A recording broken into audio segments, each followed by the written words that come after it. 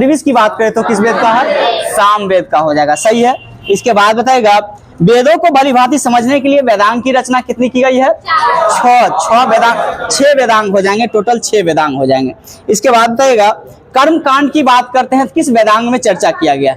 नहीं, हम आपसे पूछ रहे हैं जो वेदों को समझने के लिए भली भांति 6 वेदांग की रचना की गई है, उसमें से आपको जवाब देना है कर्म कांड के लिए जो है किसका प्रयोग किया गया? ये आपका कल्प का प्रयोग किया गया, कल्प हो जाएगा, कल्प। वही अगर हम बात करते हैं भाषा विज्ञान से संबंधित कौन सा वेदांग है? इनका मोबाइल बज रहा है, मोबाइल साइलेंट कर दें। हाँ, हम बता रहे थे भाषा विज्ञान के लिए निरुक्त शब्द का प्रयोग किया गया, निरुक्त शब्द का। वही अगर हम बात करते हैं शब्द व्यक्ति के लिए किसका प्रयोग किया गया है? तो व्याकरण के लिए किया गया, सही है। हाँ, उच्चारण विधि के लिए किसका प्रयोग किया गया है? ये भाषा का। देखिए ऐसा क्वेश्चन जो है ना आपको कहेगा इनमें से कौन सा मिलान सही है। एक बगल आपका दे देगा इस प्रकार से देगा व्याकरण विधि का संबंध किससे है? तो शिक्षा से हो जाएंगे। उसी प्रकार आपका देगा कर्मकांड का संबंध किससे है? तो आपका कल्प से हो जाएंगे। इस प्रकार से आपको क्वेश्चन आते हैं। इसके बाद बताएगा पंचतंत्र के लेखक कौन हुए थे? विष्णु शर्मा हो जाएगा, सही है। किरातु जूनियम के लेखक कौन हुए थे? भारवी हो जाएंगे, सही है। शिशुपाल वध के लेखक कौन हुए थे? सही है, माघ हो जाएंगे। वही बात करते हैं कामसूत्र के लेखक कौन हुए थे? वात्स्यायन, सही है। मालती माधव के लेखक कौन हुए थे? भवभूति हो जाएंगे, सही है। चंड कौशिक के लेखक कौन हुए थे? क्षेमेश्वर हुए थे, क्षेमेश्वर याद रखना है, क्षेमेश्वर हुए थे। इसके बाद ब्रह्म सिद्धांत किनके द्वारा दिया गया था? ब्रह्मगुप्त के द्वारा ही दिया गया, सही है। इसके हाँ, चंड कौशिक एक प्रकार का साहित्य था, उसके साहित्यकार कौन हुए? तो वो हो जाएगा क्षेमेश्वर हो जाएंगे। इसके बाद बताएगा एहोल अभिलेख का संबंध किस राजा से था? सही है, पुलकेशिन द्वितीय से हो जाएगा। इसके बाद बताएगा भीतरी स्तंभ का जो है संबंध किस शासक से है? सही, स्कंदगुप्त हो जाएगा। भीतरी से संबंधित स्कंदगुप्त थे, सही है। इसके बाद हाथी गुफा अभिलेख की बात करते हैं तो कौन सा शासक? सही है, कलिंग राजा खारवेल। कलिंग की बात करते हैं तो कौन सा स्टेट में कलिंग पड़ता है? ओडिशा के क्षेत्र में, सही है, ओडिशा के क्षेत्र में कलिंग पड़ता था। इसके बाद बताएगा कौन सा ऐसा सिंधु घाटी सभ्यता में एक नगर था जो तीनों ओर से जो है विभाजित था? धौलावीरा, सही है, धौलावीरा था। इसके बाद वो कौन कौन सा नगर था धौलावीरा का? तीनों नगर कौन कौन सा था? एक दुर्ग था, एक मध्य नगर था और एक निचला नगर हुआ करता था, सही है। इसके बाद बताएगा हाँ, धौलावीरा एक ऐसा नगर था जो तीनों भागों में विभक्त था। वो कौन कौन सा था? एक दुर्ग था, एक मध्यम वर्ग था और एक निचला वर्ग होता था। इसके बाद बताएगा सिंधु घाटी सभ्यता में लकड़ी की नाली के साक्ष्य कहाँ से मिले? कालीबंगा से, कालीबंगा से हो जाएगा, सही है। अलंकृत ईंट की बात करते हैं कहाँ से मिला है? ये भी कालीबंगा से ही मिला है। जूते हुए खेत की बात करते हैं तो कालीबंगा से ही मिला है, सही है। इसके बाद बताएगा धान की भूसी का साक्ष्य की बात करते हैं तो कहाँ से? ये आपका लोथल और रंगपुर, ध्यान देना है। हाँ, धान की भूसी का साक्ष्य की बात करते हैं लोथल और रंगपुर दोनों से मिला है, सही है। और लोथल किस नदी के किनारे है? भोगवा नदी। रंगपुर की बात करते हैं किस नदी के किनारे है? रंगपुर की बात करते हैं तो माधव नदी, सही है। और कहाँ स्थित है?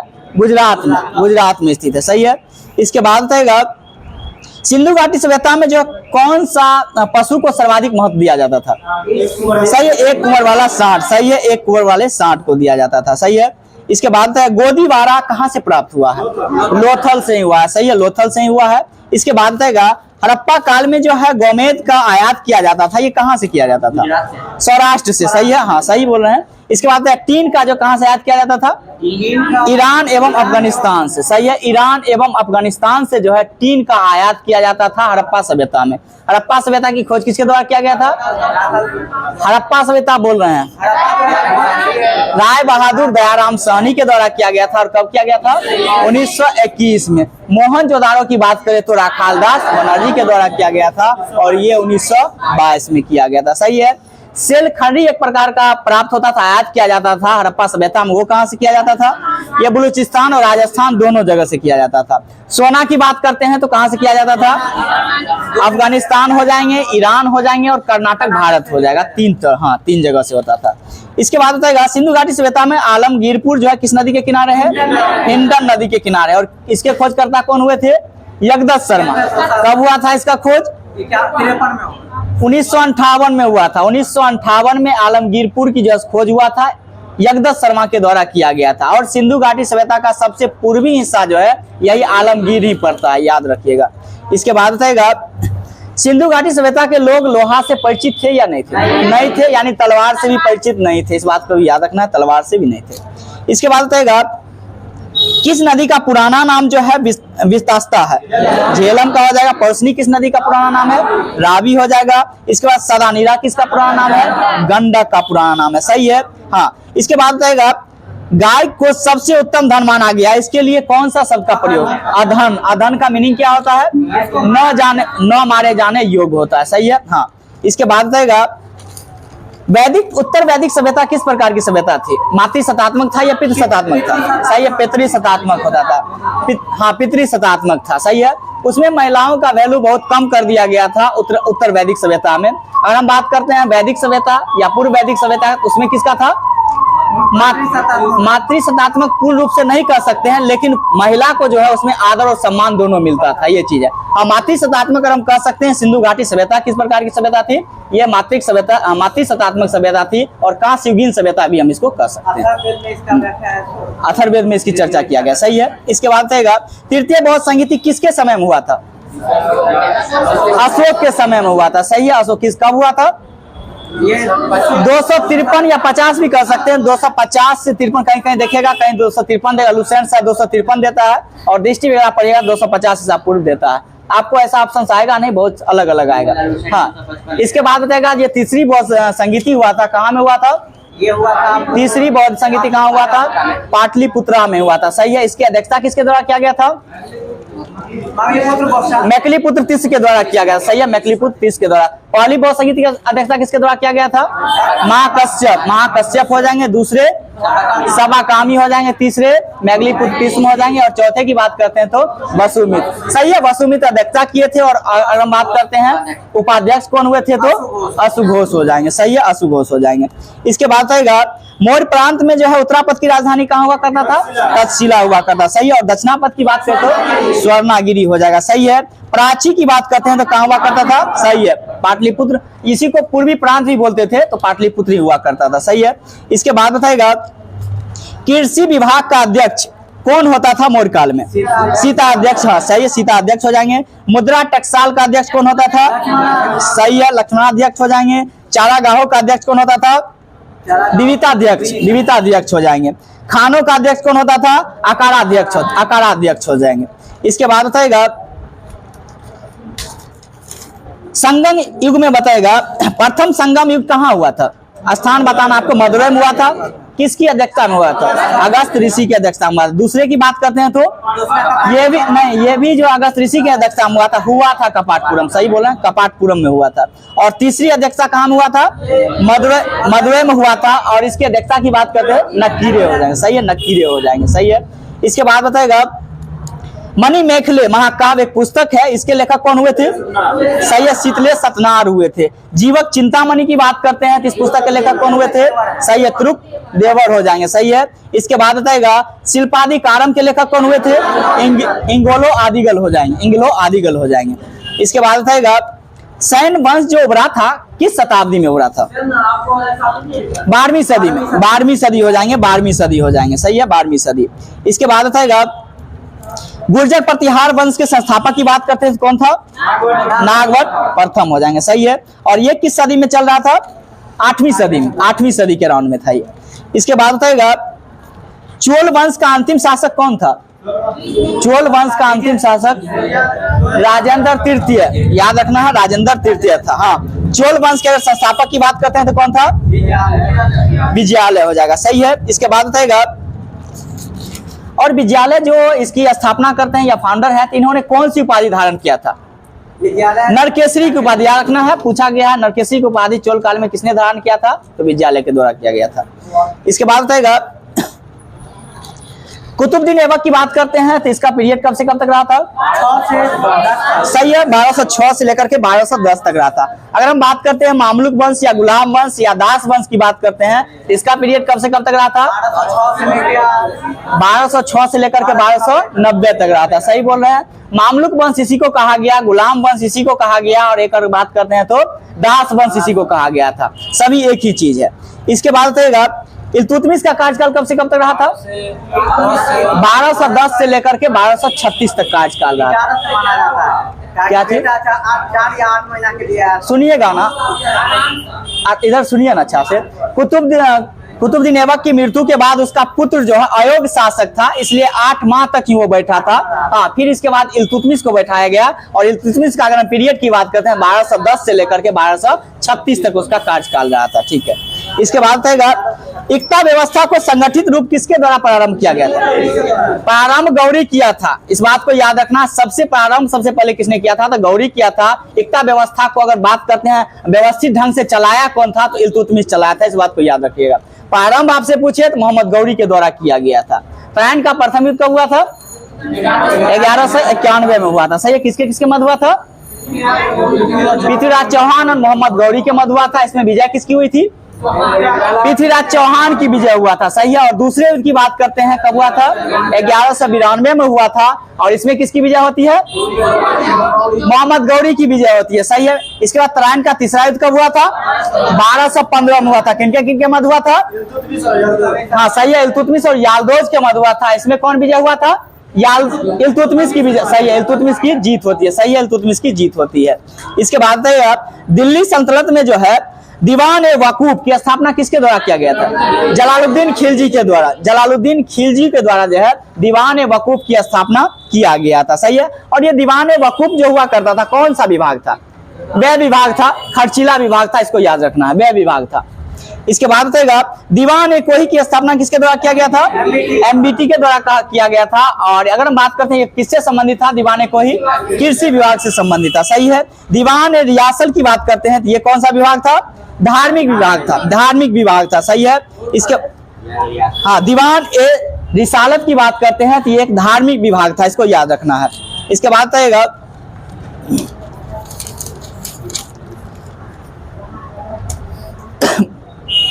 ये किसके द्वारा किया गया? रिसालत, दीवान रिसालत। इसमें देखिए कुरैशी के द्वारा किया गया था। कुरैशी जो किया था ना, ये विदेश विभाग को समझता था। एक हबीबुल्लाह करके नाम था, वो धार्मिक विभाग से इसमें मतलब रखता था। ये 2 व्यक्ति के द्वारा था। इस बात को याद रखना। हबीबुल्लाह क्या बोले? हाँ, हबीबुल्लाह जो था वो धार्मिक विभाग को इसको मानता था। और हाँ, किसके कार्यकाल में था? किसके कार्यकाल? उसमें मोहम्मद तुगलक का ही कार्यकाल उसमें चल रहा था। इसके बाद बताएगा बैरम खां जो है अकबर का संरक्षण कब से कब तक रहा था?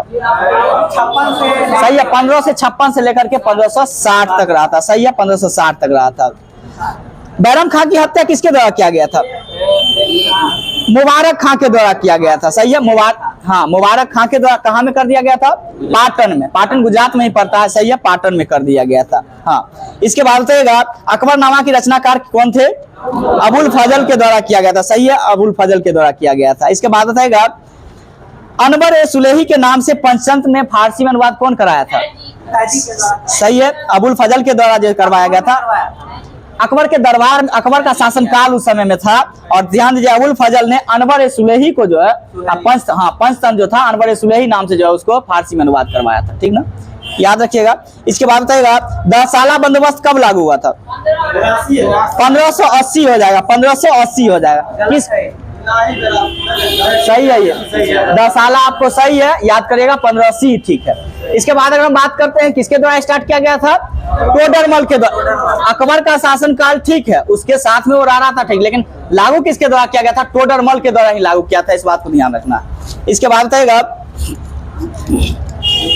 मनसबदार की 3 श्रेणी हुआ करता था। बताना है आपको। सवार दर्जा हो गया, जात दर्जा हो गया, ये सब किस श्रेणी के अंतर्गत आता था? सवार दर्जा जो है जात दर्जा से दूसरे श्रेणी के अंतर्गत आता था। सही है, सवार दर्जा और जात दर्जा के बराबर की अगर हम बात करते हैं तो ये प्रथम श्रेणी में था। लेकिन ये ध्यान रखना है, सवार दर्जा हो गया, जात दर्जा हो गया से आधे या आधे से अधिक जो होता था ना, वो दूसरा श्रेणी में आता था। तो ठीक है। और आधे से कम की बात करते हैं तो किस में आता था? तीसरे श्रेणी। सही है, तीसरा श्रेणी में आता था। सवार दर्जा, जात दर्जा हो गया, इसके बराबर की अगर हम बात करते हैं तो पहले में आ गया। उससे अधिक की बात करते हैं दूसरे श्रेणी में आ गया। उससे कम की बात करते हैं तीसरे श्रेणी में आ गया। ठीक है।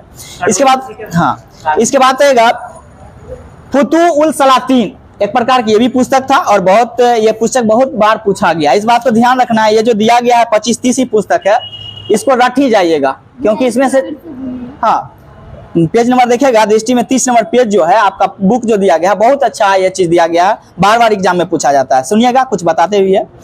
इसमें बता रहे थे हम आपको फुतुहुल सलातीन के लेखक कौन हुए? इसामी हुए थे, सही है। इसके बाद मिताक्षरा के लेखक कौन हुए? विज्ञानेश्वर हो जाएंगे। पद्मावत के लेखक कौन हुए थे? मलिक मोहम्मद जायसी हो जाएंगे, सही है, मलिक मोहम्मद जायसी हो जाएंगे। तारीख है यामनी के लेखक कौन हुए? कुतुबी हो जाएंगे, सही है। तुजू के जहांगीरी के लेखक कौन हो जाएंगे? एक तो जहांगीर खुद था और एक व्यक्ति और था, मोतबिंद खां था, सही है, मोतबिंद खां हो जाएंगे, पूरा करवा, सही है। फतुहात आलमगीरी की बात करते हैं, सही है, ईश्वरदास नागर हो जाएंगे, सही है। शाहजहांनामा के लेखक कौन हुए? इनायत खां। ये 2446 ऐसा में पूछा गया अभी क्वेश्चन था, शाहजहांनामा लेखक कौन थे? इनायत खां हो जाएंगे। इसके बाद बताएगा पातशाहनामा लेखक कौन हुए? अबुल हमीद लाहौरी, सही है। इसके बाद हुमायूं नामा की बात करते हैं तो कौन हुए? गुलबदन बेगम हो जाएंगे, सही है। इसके बाद बताएगा तबकात अकबरी के लेखक कौन हुए? निजामुद्दीन अहमद। ये 2213 में पूछा गया ये क्वेश्चन था, याद रखिएगा, इसको याद ही कर लीजिएगा अच्छा से। इसके बाद बताएगा बंगाल के नवाब में बताएगा सर्वप्रथम अगर हम बात करते हैं बंगाल के नवाब कौन बना था? मुर्शिद कुली खां, सही है। मुर्शिद कुली खां कब से कब तक रहा था? 1713 से लेकर के 1727 तक रहा था। मुर्शिद कुली खां की बात करते हैं 1713 से लेकर के 1727 तक रहा था इनका काल का। इसके बाद उसके बाद कौन बैठता है? सुजाउद्दीन बैठता है, सही है, सुजाउद्दीन हो जाएंगे। और इनका कार्यकाल की बात करते हैं कब से कब तक रहा था? 1727 से लेकर के 1739 तक इनका कार्यकाल रहा था। 1727 से 1739 तक सुजाउद्दीन का रहा। हालांकि ये आपसे नहीं पूछा जाएगा इनका कार्यकाल कब से कब, लेकिन ये जरूर पूछेगा इस बीच में जो क्वेश्चंस बनेंगे उस समय बंगाल का नवाब कौन था, तो याद रखेगा पीरियड थोड़ा सा। इसके बाद बताएगा सिराजुद्दौला की बात करते हैं कब से कब तक रहा था? 1756 से लेकर के सिराजुद्दौला की बात की है, 1756 से लेकर के 1757 तक रहा था, सही है, एक साल ही रहा था। हाँ, प्लासी का युद्ध की बात करते हैं तो कब हुआ था? 1757। डेट बताइएगा?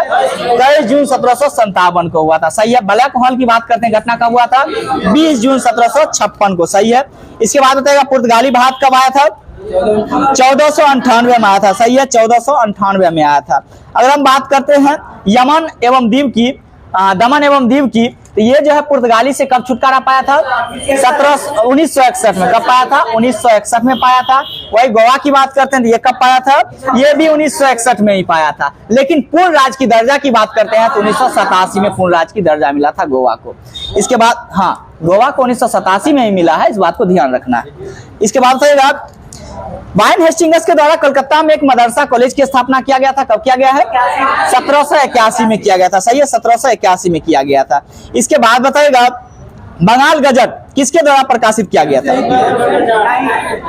देखिएगा, ध्यान दीजिएगा, हाँ, गंगाधर भट्टाचार्य हो जाएंगे, सही है। बंगाल गजट आपसे पूछा जाएगा, गंगाधर भट्टाचार्य हो जाएंगे। वही द बंगाल गजट आपसे पूछा जाएगा तो जम से हिक्की हो जाएंगे। अगर हम बात करते हैं द बंगाल गजट की तो ये कब प्रकाशित हुआ था?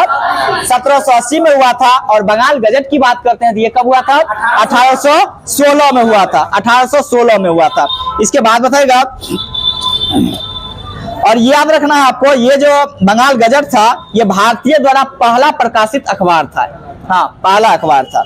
इसके बाद बताएगा प्रेस पर सेंसरशिप सर्वप्रथम किसके द्वारा लागू किया गया था? वेलेजली के द्वारा किया गया था। कब किया था? 1799 में किया गया था, सही है।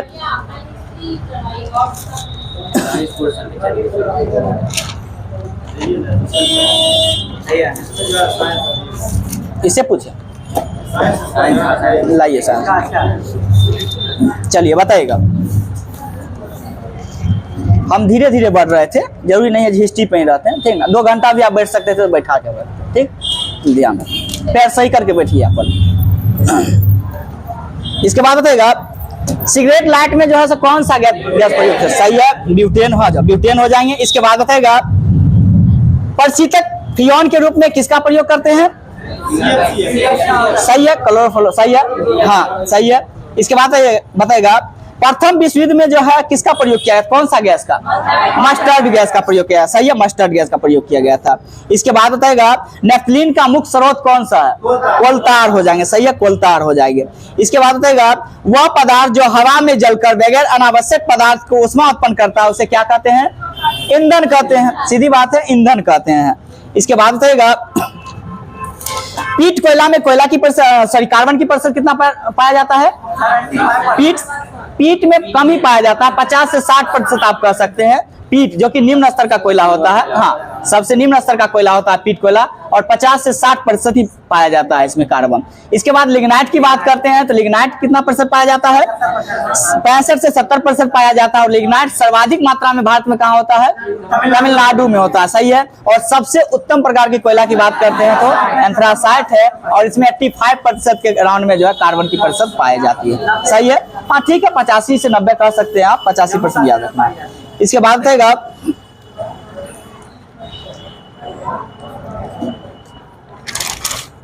बताइएगा सबसे पहले कोरंडम किसका है, इसके किस धातु का है, इसके कोरंडम सही है, एल्युमिनियम का है। हाँ इसके बाद क्रायोलाइट की बात करते हैं किस धातु का है, इसके एल्युमिनियम का हो जाएगा। काओलिन की बात करते हैं किस, नहीं काओलिन की बात करें एल्युमिनियम का ही है, एल्युमिनियम का ही हो जाएगा, हाँ एल्युमिनियम का ही हो जाएगा। काओलिन की बात करते हैं तो एल्युमिनियम का ही हो जाएगा। इसके बाद बताएगा कैल्साइट की बात करते हैं तो ये किसका है, इसका किस धातु का है, कैल्साइट कैल्शियम हो जाएंगे, सही है। फ्लोस्पार की बात करते हैं तो ये किसका है, ये भी कैल्शियम का ही है, सही है। क्यूपराइट की बात करते हैं तो ये किस धातु का है, इसका ये कॉपर या तांबा उसी को बोलते हैं, उसी का है। जिंक काइट की बात करते हैं किस धातु का है, इसका ये जिंक का, हाँ जस्ता का है, वही जिंक हो गया। इसके बाद हॉर्न सिल्वर की बात करते हैं तो ये किसका है, इसका सिल्वर, सही है, चांदी उसी को बोलते हैं, सिल्वर या चांदी। इसके बाद रहेगा कैसीटेराइट की बात करते हैं किस धातु का है, इसका टीन का हो जाएगा, सही है, टीन का हो जाएगा। इसके बाद बताएगा ऐसे तत्व जो इलेक्ट्रॉन को त्याग कर धनायन प्रदान करते हैं वो क्या कहलाते हैं, मेटल कहलाते हैं, सही है, धातु कहलाते हैं, पॉजिटिविटी, हाँ। इसके बाद आएगा सबसे ज्यादा अधात वर्णीय अगर हम धातु की बात करते हैं तो कौन सा है, सोना हो जाएगा, सही है। इससे बहुत लंबी तारें खींची जा सकती है 1 ग्राम से, सही है, बहुत चादर बनाया जा सकता है, तन्यता बहुत। बिना बुझे हुए चूना का अगर रासायनिक नाम पूछे तो क्या है, सही है, CaO हो जाएगा, इसी को बोलते हैं कैल्शियम ऑक्साइड, कैल्शियम ऑक्साइड हो जाएगा, सही है। प्लास्टर ऑफ पेरिस किससे बनता है, जिप्सम से, जिप्सम से, सही है। जिप्सम का अगर सूत्र की बात करते हैं क्या होता है, 2H2O, याद रखना है, CaSO4 × 2H2O हो जाएगा। वही प्लास्टर ऑफ पेरिस की बात करते हैं तो CaSO4 × ½ H2O plaster of Paris का हो जाएगा, सही है। चीनी का अगर हम बात करते हैं तो सही, चीनी बोल रहे हैं, C12 हो जाएगा, याद रखना, H22 हो जाएगा, वो 11 हो जाएगा, इसको याद रखना, सही है। ग्लूकोज की बात करते हैं तो C6H12O6 हो जाएगा, सही है, C6H12O6 हो जाएगा, सही है। इसके बाद रहेगा फ्रांसियम जो है ये किस प्रकार की धातु है, सही है, रेडियो सक्रिय धातु और द्रव धातु के रूप में पाया जाता है, इसको याद रखिएगा। इसके बाद रहेगा सिलिकॉन कार्बाइड का दूसरा नाम क्या है, सही है, कार्बोंडम हो जाएंगे। इसके बाद रहेगा फेरिक यौगिक होता है, इसका अगर फॉर्मूला की बात करते हैं, सूत्र की बात करते हैं क्या होता है, फेरिक का Fe3O4 हो जाएगा, सही है। इसके बाद रहेगा हाँ फेरस सल्फेट की बात करते हैं तो FeSO4 × 7H2O, हाँ FeSO4 × 7H2O हो जाएगा। इसके बाद रहेगा नीला थोथा किन्हें कहते हैं, सही है, कॉपर सल्फेट को कहते हैं, सही है। और इसका अगर फॉर्मूला की बात करते हैं तो क्या होता है, CuSO4 × 7H2O। इसके बाद रहेगा सल्फ्यूरिक एसिड का फॉर्मूला क्या होता है, सही है, H2SO4 होता है। इसके बाद प्रोड्यूसर गैस की बात करते हैं इसका क्या होता है, CO+N2, सही है, CO+N2 हो जाएगा। वाटर गैस की बात करते हैं तो CO+H2, याद रखना है, वाटर गैस CO+H2 हो जाएगा, सही है। इसके बाद रहेगा पित्तल किसका किसका मिश्रण है, कॉपर और जिंक, जिसमें कॉपर की बात करते हैं कितना % होता है, 70%, 70 और 30 के रेशियो में रहता है, यानी 70% कॉपर हो गया और 30% जस्ता या जिंक हो गया। कांसा की बात करते हैं तो ये किसका मिश्रण है, सही है, कॉपर और टीन का है, जिसमें कॉपर की बात करते हैं कितना % है, 90% कॉपर ही होता है और 10% मात्र टीन होता है। इसके बाद गन मेटल की बात करते हैं किसका है, CuZnSn, यानी कॉपर जस्ता और टीन तीनों का है, कॉपर जस्ता टीन हो जाएगा। इसका टांका की बात करते हैं या शोल्डर उसी को बोलते हैं, हाँ SN और PB हो जाएगा, जो कि SN आपका टीन हो गया और PB की बात करते हैं तो सीसा हो गया, जिसमें SN कितना % होता है, 67%, और जो बाकी का रिमेनिंग हो गया उसमें सीसा हो जाएगा। इसके बाद बताएगा डायनामाइट बनाने के लिए किसका प्रयोग करते हैं, TNT का प्रयोग करते हैं, सही है, TNT, इसी को ट्राई नाइट्रो ग्लिसरीन बोला जाता है, सही है। इसको नोबेल का गैस भी बोलते हैं, याद रखना, नोबेल का गैस किसको बोलते हैं, TNT को बोलते हैं, हाँ। इसके बाद रहेगा पिक्रिक अम्ल किसे कहते हैं? सही है, ट्राइनाइट्रोफिनॉल, यानी कि ये हो जाएगा TNP हो जाएगा। सही है, TNP हो जाएगा, ट्राइनाइट्रोफिनॉल हो जाएगा। इसके बाद बताएगा RDX की खोजकर्ता कौन हुए थे? RDX के बता रहे हैं। हालांकि RDX के खोजकर्ता कोई ऐसा हो नहीं सकते हैं, सही ना। वो RDX बहुत विस्फोटक एक चीज होता है, ठीक ना। हम पूछे थे डायनामाइट के खोजकर्ता को, अल्फ्रेड नोबेल के द्वारा। कब किया गया था? 1867 में होगा, 67 में किया गया था। सही है। इसके बाद बताएगा मानव शरीर में प्रचुर मात्रा में क्या होता है? सबसे ज्यादा मात्रा में ऑक्सीजन होता है। सही है, ऑक्सीजन हो जाएगा। इसके बाद बताएगा शैवालों का अध्ययन क्या कहते हैं? सही है, शैवाल का अध्ययन हो जाएगा फाइकोलॉजी, और कवक का अध्ययन माइकोलॉजी। सही है।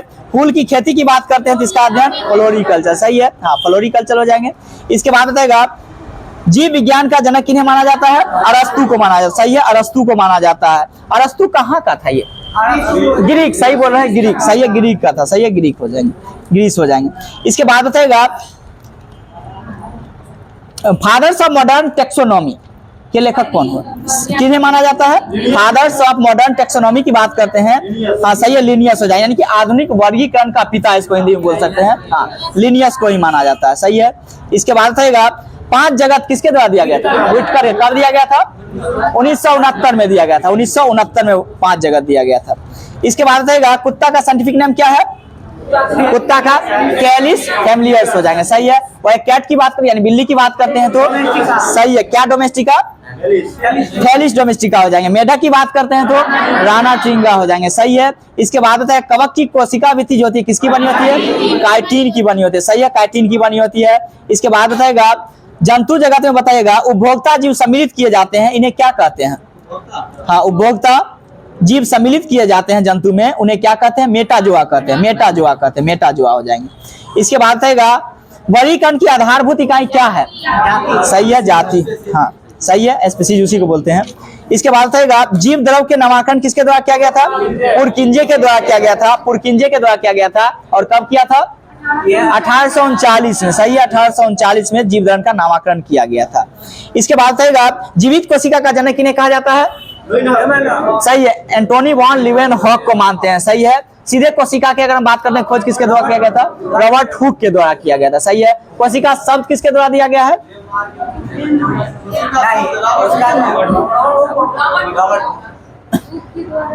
सुनिएगा अच्छा से। कोशिका का सबसे पहले बताया कोशिका जो है किसके द्वारा, कोशिका सिद्धांत किसके द्वारा पहली बार दिया? सही है, सिद्धांत की आप बात करते हैं स्लाइडेन स्वान के द्वारा दिया गया। कोशिका शब्द सबसे पहले या कोशिका की खोज सबसे पहले बात करते हैं तो रॉबर्ट हुक के द्वारा दिया गया था। जीवित कोशिका की बात करें तो लीवेनहॉक। हाँ, ये आपको 1773-74 के राउंड में दिए थे। इसके बाद बताएगा सबसे बड़ी अगर हम बात करते हैं किसकी कोशिका होती है? शुतुरमुर्ग की अंडे। सही है, शुतुरमुर्ग की अंडे की होती है। सही है, हाँ, शुतुरमुर्ग के अंडे की होती है। इसके बाद बताएगा कोशिका को अगर सबसे पहले बताएगा स्पष्ट किसने किया था? इसका निर्माण कोशिकाओं से होता है, बिरचाओ। सही है, रोडोल्फ बिरचाओ ने किया था जो 1855 में किया था। सही है। इसके बाद बताएगा यूकैरियोटिक में जो है कितना एस टाइप पाया जाता है? यूकैरियोटिक हम बोल रहे हैं 70-80 दोनों पाया जाता है। याद रखना, दोनों 70S और 80S दोनों पाया जाता है। प्रोकैरियोटिक आप रख रहे हैं तो सिर्फ आपका 70S पाया जाता है। यूकैरियोटिक में दोनों पाया जाता है। ठीक है। मनुष्य की अगर हम बात करते हैं, मानव की बात करते हैं, किसमें आएगा? यूकैरियोटिक में आ जाएंगे। हाँ, यूकैरियोटिक के अंतर्गत आ जाएगा। इसके बाद आएगा कोशिका विभाजन। हम आपसे बोले थे कोशिका विभाजन को सबसे पहले किसने देखा था? सही है, बिरचाओ देखा था, 1855 में देखा था। सही है। इसके बाद आएगा वाल्थर फ्लेमिंग जो थे वो किस देश के साइंटिस्ट थे? जर्मनी के थे। जर्मनी थे। समसूत्री विभाजन की प्रक्रिया को इन्होंने ही खोज किया था। हाँ, वाल्थर फ्लेमिंग के द्वारा किया गया था 1879 में, और जर्मनी के रहने वाले थे। इसके बाद डॉग में अगर हम बात करते हैं गुणसूत्र, कितना गुणसूत्र होता है? 78 होता है। सही है। कबूतर की बात करते, कबूतर में कितना होता है? सही है, 80 हो जाएंगे। मानव शरीर में बात करते हैं तो सही है, 46 हो जाएंगे। लेकिन कायिक की बात करते, कायिक गुणसूत्र कितना होता है? तो 44 ही होता है, यानी 22 जोड़ी होता है और टोटल 44 होता है, फिर XY मिलकर के 46 होता है। ठीक है। मानव शरीर में कायिक गुणसूत्र की संख्या पूछे आपसे तो 44 होता है, यानी 22 जोड़ा होता है। सीधे गुणसूत्र की संख्या पूछे तो आपका 46 होता है। हाँ, इसके बाद बताएगा मटर में गुणसूत्र की संख्या कितना होता है? मटर में 14 होता है, मटर में 14 हो जाएगा। प्याज की बात करते हैं तो 16 हो जाएगा। टमाटर की बात करते हैं, टमाटर में 24 हो जाएंगे, सही है, 24 हो जाएंगे। इसके बाद बताएगा सब वनस्पति में सबसे बड़ा जो है सो कौन सा भाग आता है, मतलब कौन सा चीज? थैलोफाइटा ही हो जाएगा, सही है। ब्रायोफाइटा किसे कहते हैं? ब्रायोफाइटा क्या है? उभयचर है। इसको जो है ना सो पादप वर्ग का, एम्फीबियन वर्ग कहा जाता है, यानी कि जल और स्थल दोनों में ये पाया जा सकता है, सही है। इसके बाद बताएगा ये जो थैलोफाइटा होता है, इसका अगर हम पौधा के शरीर की बात करते हैं तो इसमें बताएगा तना होता है या नहीं होता? सही है, ना तो तना होता है ना जड़ होता है, ये विकसित नहीं होता, हाँ ये नहीं होता है।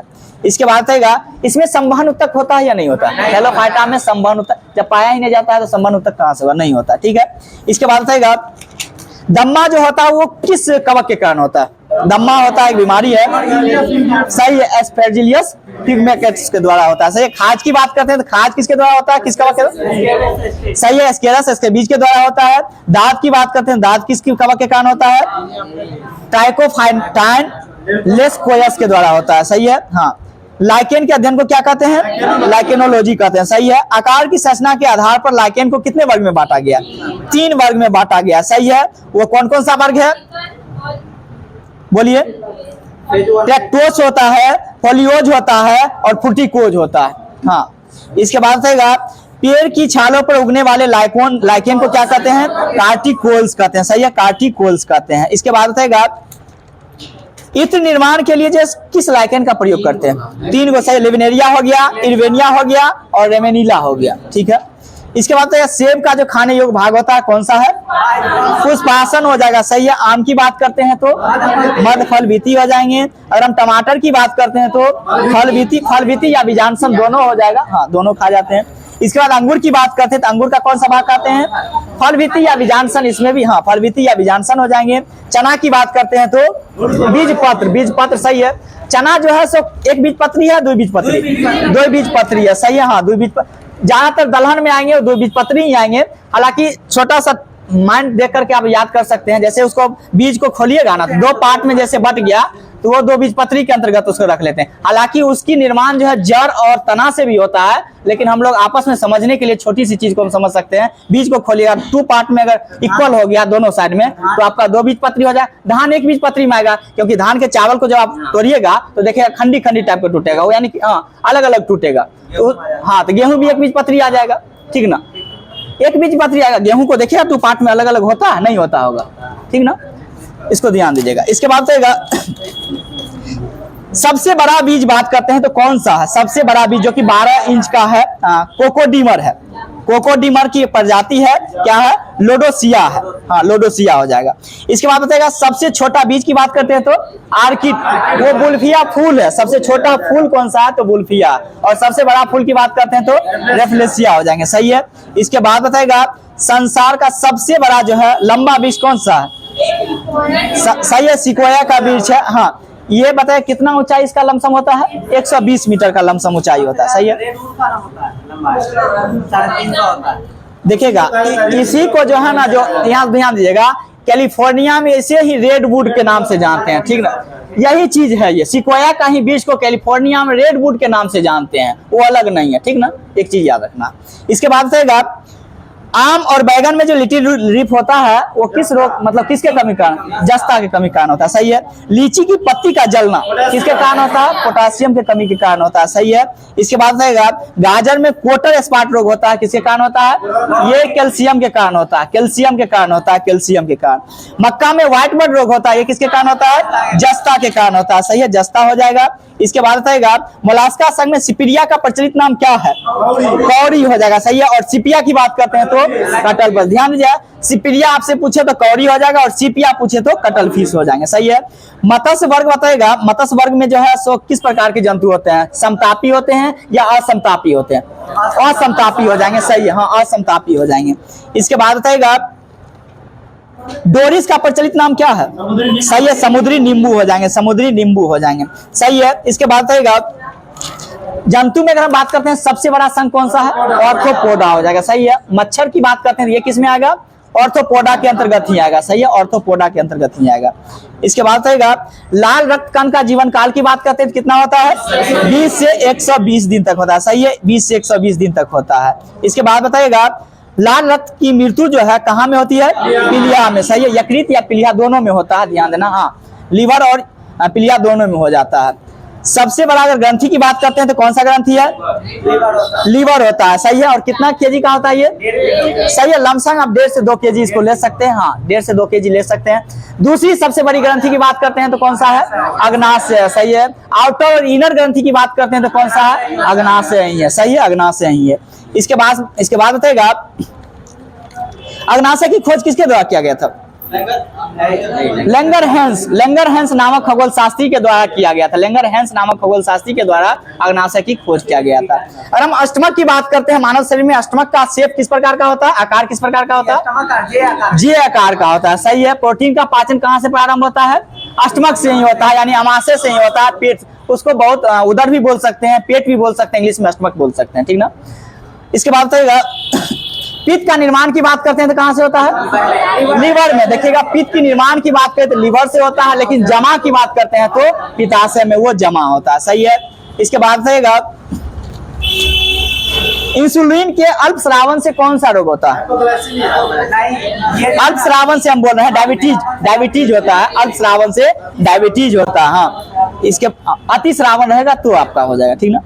इसके बाद बताइएगा और अति श्रावण से कौन सा होता है? हाँ, सही, हाइपोग्लाइसेमिया हो जाती है। सही है। इसके बाद बताएगा सेलिटेंटा जो है ये एक प्रकार के जंतु है। हाँ, ये बताइए इसका जो उत्सर्जन होता है, उत्सर्जन किस प्रकार होता है? सीधे कोशिका द्वारा हो जाती है। सही है। मोलास्का की हम बात करते हैं तो इसका उत्सर्जन किस प्रकार होता है? मूत्र रंग द्वारा ही उत्सर्जन होता है। सही है। एक कोशिकीय जीव की बात करते हैं तो इसका उत्सर्जन किस प्रकार होता है? विसरण के द्वारा उत्सर्जन होता है। सही है। रक्त दाब मापने वाले यंत्र का क्या नाम है? स्फेग्नोमैनोमीटर होता है। सही है, स्फेग्नोमैनोमीटर होता है। सामान्य मनुष्य का रक्त दाब की बात करते हैं कितना होता है? 120/80। याद रखना। हाँ, 120/80। जिसमें सिस्टोलिक की बात करते हैं कितना होता है? 120 सिस्टोलिक होता है। डायस्टोलिक की बात करते हैं तो आपका 80 होता है। डाय 80 होता है, सिस्टोलिक की बात करते हैं 120 होता है, यानी 120/80 होता है। इसके बाद बताएगा कर्ण में टोटल अस्थि की संख्या की बात करते हैं कितना होता है? 6 होता है। जिसमें से बताएगा इनकस में कितना हड्डी होती है? 2 होता है। सही है, इनकस में 2 होता है। मेलियस की बात करते हैं, मेलियस में कितना होता है? 2 ही होता है। और स्टेप्स की बात करते हैं इसमें कितना होता है? 2 होता है, यानी टोटल 6 हड्डी होता है ना। आपसे ये भी पूछा जा सकता है इनमें से कौन सा कर्ण की अस्थि नहीं है? आपका ऑप्शन रहेगा मेलियस, इनकस, स्टेप्स। ये सब याद रखना है, कान की हड्डी है। छोड़ दो।